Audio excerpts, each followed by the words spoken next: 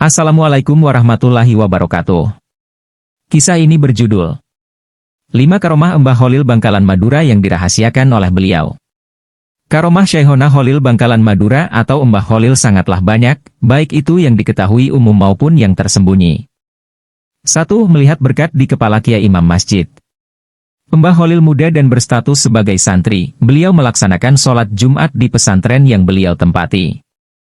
Tiba-tiba saat akan melaksanakan takbiratul ihram, Mbah Holil muda tertawa sangat keras hingga terdengar seluruh jemaah sholat Jumat. Mbah Holil pun ditegur oleh teman-temannya. Tidak boleh tertawa, ditakutkan kiai yang menjadi imam marah-marah. Namun beliau masih saja tertawa terpingkal.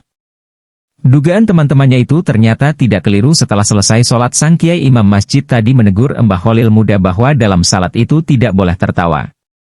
Akhirnya Mbah Holil muda menjawab, "Saya melihat berkat atau makanan yang dibungkus di kepala kiai saat sholat berlangsung tadi," kata Mbah Holil muda sambil tersenyum.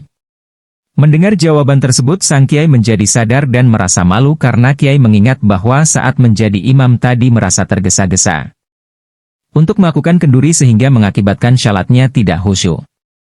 2. Membawa kepiting dan rajungan di laut. Saat Bahsul Masail di Makkah, para ulama Makkah berkumpul di Masjidil Haram untuk berdiskusi membahas masalah dan hukum Islam yang sedang terjadi di Makkah.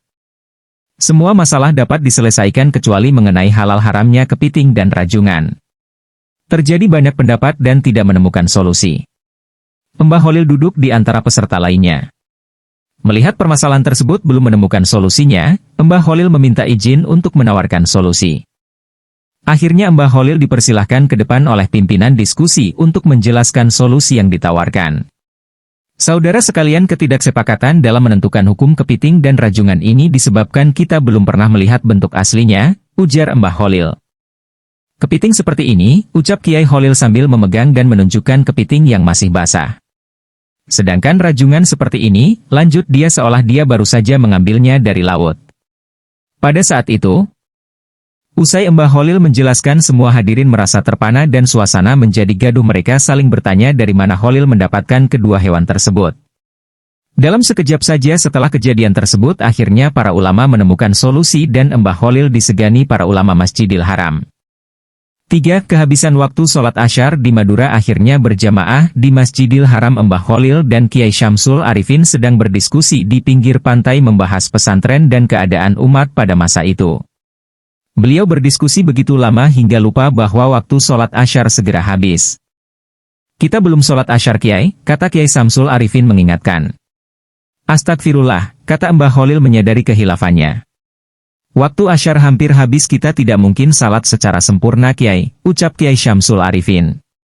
"Kalau begitu ambil krocok," kata Mbah Holil. Kiai Syamsul Arifin masih bingung, bukannya mencari tempat wudhu dan musola malah disuruh mencari daun kerocok. Namun Kiai Syamsul beliau tetap mendengarkan dan menuruti perintah Mbah Holil untuk mencari daun kerocok. Setelah menemukan daun kerocok yang diberikan Mbah Holil, lantas Mbah Holil mengajak Kiai Syamsul untuk menaiki di atas kerocok tersebut. Tiba-tiba kerocok itu meleset super cepat ke arah Makkah. Sesampainya di Makkah, adzan sholat Asyar baru saja dikumandangkan dan mereka mendapatkan syaf pertama sholat Asyar berjamaah di Masjidil Haram. 4. Mengubah arah kiblat masjid.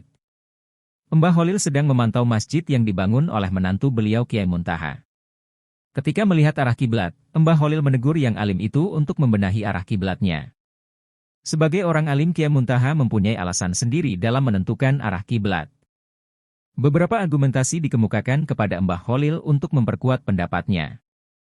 Melihat menantu masih tetap mempertahankan pendapatnya, lantas Mbah Holil tersenyum sambil berjalan ke arah pengimaman mengikuti menantu.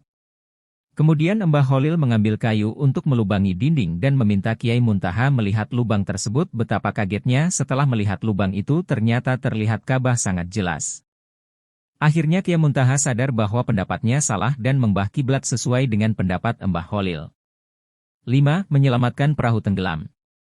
Kesaktian lain dari Mbah Holil yang di luar nalar manusia, yaitu beliau bisa berada di beberapa tempat dalam waktu yang bersamaan. Pernah ada peristiwa aneh saat beliau pengajian di pesantren. Mbah Holil melakukan gerakan yang tak terlihat mata dengan tiba-tiba baju dan sarung beliau basah kuyup. Para santri pun heran dan penuh bertanya-tanya sedangkan beliau cuek tidak bercerita apapun, langsung meninggalkan santrinya dan masuk rumah untuk mengganti baju. Teka-teki itu baru terjawab setengah bulan kemudian. Ada seorang nelayan-nelayan ke Mbah Kholil untuk berpikir terima kasih karena bantuan dari orang itu bisa selamat dari bahaya tenggelamnya perahu di tengah laut. Kedatangan nelayan itu membuka segala kebingungan dan pertanyaan selama ini. Ternyata saat pengajian Mbah Kholil dapat pesan agar segera ke pantai untuk menyelamatkan nelayan yang perahunya pecah. Dengan karomah yang dimiliki dalam sekejap dia bisa sampai ke laut dan membantu si nelayan itu. Demikian kisah 5 karomah Syekhona Kholil Bangkalan Madura yang dirahasiakan oleh beliau, semoga bermanfaat. Wa'allahu a'lam bishawab. Wassalamualaikum warahmatullahi wabarakatuh.